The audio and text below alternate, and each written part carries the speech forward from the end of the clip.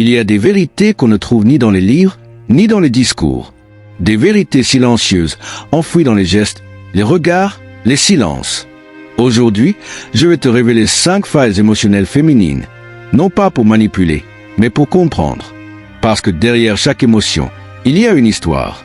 Et derrière chaque faille, une opportunité de connexion, de respect ou de destruction. Si tu veux devenir un homme conscient, capable de lire entre les lignes, de bâtir des relations vraies dans un monde de faux-semblants, alors cette vidéo est pour toi. Abonne-toi si tu veux aller plus loin dans la maîtrise émotionnelle. Commente ce qui t'a le plus parlé, ton expérience, ton ressenti, ton vérité. Et surtout, partage cette vidéo à ceux qui cherchent plus qu'un simple jeu de séduction. Bienvenue dans Mincé, là où les émotions deviennent des clés et où la conscience masculine reprend sa place. Partie 1. Le besoin de validation émotionnelle.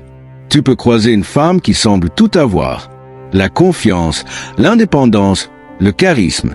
Mais derrière cette force apparente, il y a souvent une faille invisible.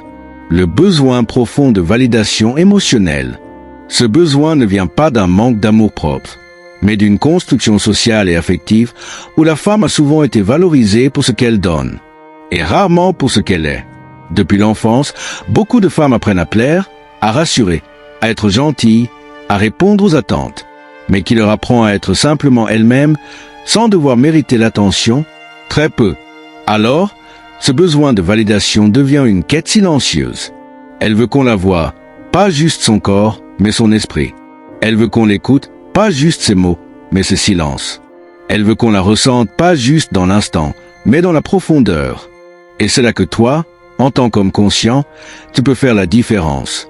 Si tu sais reconnaître ses émotions sans les juger, si tu sais valider son ressenti sans chercher à le corriger, tu deviens un espace de sécurité émotionnelle. Mais attention, valider, ce n'est pas flatter. La flatterie est superficielle. Elle dit ce que l'autre veut entendre. La validation, elle, est sincère. Elle dit « Je te vois, je te comprends.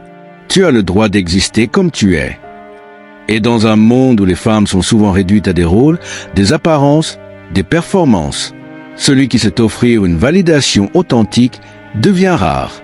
Et cette rareté, c'est ton avantage injuste.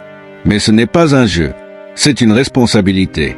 Parce que quand tu touches une faille, tu peux soit guérir, soit blesser. Partie 2, la sensibilité aux signaux non verbaux. Tu crois que ce sont tes mots qui la touchent? Tu crois que c'est ton discours, ton argumentation, ta logique? Non. Ce qui la touche, c'est ce que tu ne dis pas. Les femmes ont une intelligence émotionnelle intuitive. Elles lisent ton corps, ton énergie, ton regard. Elles captent les micro-expressions, les hésitations, les tensions. Elles ressentent ce que tu ressens, parfois avant que toi-même tu le comprennes. Un soupir, un regard fuyant, une posture fermée. Tout devient un message. Et parfois, ce message est amplifié par leurs propres émotions, leurs propres blessures. C'est là que réside la faille. Cette hypersensibilité peut devenir une source de confusion, de surinterprétation, de douleur. Elle peut croire que tu es distant, alors que tu es juste fatigué. Elle peut penser que tu es en colère, alors que tu es simplement concentré. Mais si toi, tu apprends à maîtriser ton langage non verbal, tu deviens une présence magnétique. Tu deviens le calme dans le chaos, le mystère dans la clarté. Et cette maîtrise, elle ne vient pas de la manipulation. Elle vient de la conscience. De savoir que chaque geste, chaque regard, chaque silence est une opportunité de créer une connexion ou de creuser une distance. Dans un monde où tout le monde parle trop, celui qui sait communiquer avec sa présence devient inoubliable. Et là encore, tu gagnes un avantage injuste. Parce que tu ne séduis pas avec des mots. Tu séduis avec ton essence. Claquette partie 3. La surinterprétation du silence. Le silence, pour toi, c'est peut-être juste un moment de recul. Un espace pour respirer, réfléchir, te recentrer. Mais pour elle, le silence peut devenir un cri. Un vide qui hurle des choses qu'elle n'a jamais entendues clairement. Tu ne réponds pas à son message, tu prends du temps pour toi, tu disparais quelques heures ou quelques jours. Ce qui est neutre pour toi devient un champ de bataille émotionnel pour elle. Elle commence à se poser des questions. Est-ce qu'il m'ignore? Est-ce qu'il me teste? Est-ce que j'ai fait quelque chose de mal? Et ces questions ne restent pas en surface. Elles plongent dans ses insécurités, ses blessures passées, ses peurs d'abandon. C'est là que réside la faille. La surinterprétation du silence est une réaction émotionnelle puissante. Elle transforme l'absence en menace, le doute en drame, le vide en douleur. Mais si toi, tu comprends cette dynamique, tu peux utiliser le silence comme un outil de connexion, pas de punition. Tu peux créer un rythme dans ta présence. Être là, puis te retirer, puis revenir comme une respiration émotionnelle. Mais attention, le silence prolongé devient une arme. Et toute arme, mal utilisée, finit par blesser celui qui la tient. Si tu veux garder ton avantage, tu dois apprendre à doser ton absence, à faire du silence un espace de mystère, pas de torture. Parce que dans le bon dosage, le silence devient magnétique, mais dans l'excès, il devient toxique. Partie 4.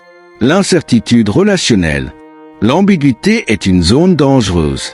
Elle attire, elle intrigue, elle excite, mais elle peut aussi détruire. Beaucoup de femmes ont du mal à naviguer dans l'incertitude. Quand elles ne savent pas où elles en sont avec toi, quand tes intentions sont floues, quand tes gestes ne correspondent pas à tes paroles, leur esprit s'emballe. Elles commencent à analyser chaque détail. Pourquoi il m'a regardé comme ça?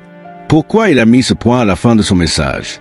Pourquoi il est distant aujourd'hui alors qu'il était tendre hier? Cette incertitude devient une obsession. Et cette obsession devient une faille. Parce qu'elle crée une tension intérieure, une anxiété relationnelle, qui peut la pousser à agir contre elle-même. Trop donner, trop demander, trop s'attacher. Mais si toi, tu sais rester calme, posé, mystérieux, tu deviens un paradoxe, rassurant dans ton silence, attirant dans ton incertitude. Tu deviens le défi émotionnel qu'elle veut résoudre. Mais attention, ce jeu ne dure qu'un temps. L'incertitude prolongée finit par tuer l'attachement, parce qu'à force de ne pas savoir où elle en est, elle finit par ne plus vouloir savoir du tout. Partie 5. L'attachement à l'image de soi. Elle peut te dire qu'elle s'en fiche du regard des autres, qu'elle est libre, détachée, forte, mais en vérité, beaucoup de femmes portent un poids invisible. L'attachement à leur image de soi. Pas seulement l'image physique, mais l'image sociale, émotionnelle, spirituelle. Elles veulent être perçues comme belles, aimées, respectées, désirées. Et quand cette image est menacée, c'est toute leur stabilité intérieure qui vacille. Une critique, un rejet, une comparaison. Et c'est la faille qui s'ouvre. Elle doute d'elle-même. Elle se remet en question. Elle cherche à réparer ce qu'elle croit avoir cassé dans ton regard.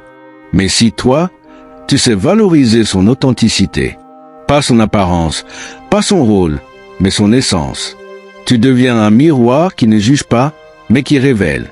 Tu deviens un espace de vérité dans un monde de filtres.